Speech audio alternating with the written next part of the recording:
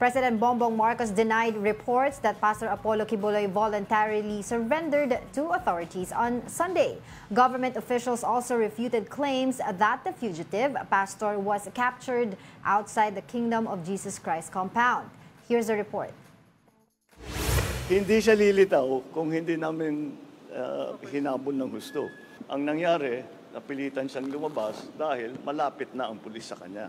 This is what President Bongbong Marcos said about reports of Kingdom of Jesus Christ leader Apollo Quiboloy voluntarily surrendering to authorities on Sunday. He added that Quiboloy requested to surrender to the military because he does not trust the police. The president approved this and sent a C-130 to Davao to bring the pastor to Manila. Marcos believes Quiboloy stopped hiding from authorities because of the ongoing manhunt operation in the KOJC compound. To his credit, ang sabi niya, yung mga follower niya, magpapakamatay para sa kanya. At ayaw niyang mangyari yun. Ang instruction ko sa kanila, etong last time, sinabi ko, pagpasok natin, huwag na kayong aalis dyan hanggat makuha na niyo siya. And that's exactly what they did. Nakita niyo naman. PNP has presented Quiboloy and 4 other accused in a press briefing in Camp Crame yesterday. Far from his outlandish costumes and church events, Quiboloy was wearing a jacket on top of an orange prison shirt. Interior Secretary Benhur Abalos insisted that the police have cornered and captured Quiboloy in the KOJC compound. Final assault na yan dahil na-pinpoint na kung nasaan na talaga siya. All of these pictures will prove that all the while, tama ang intelligence report, tama ang operasyon, nasa kote na huli na No?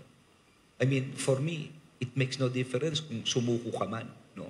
Kasi yun na yun practically, napaligiran ka na Kung nasa isang lugar ka na napapaligiran ka na ng pulis at doon ka rin nakuha, halos yun na yun PRO 11 Regional Director Police Brigadier General Nicolas Torre III also shared their so-called final assault in capturing Quiboloy and ending their 2-week manhunt operation.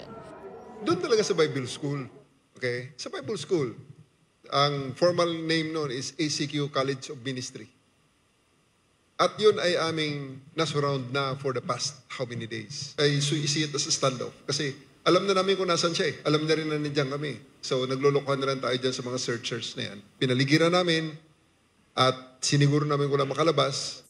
But in an interview with The Big Story, KOJC Legal Counsel Attorney Israelito Torion reiterated that Quiboloy was outside the compound before he voluntarily surrendered.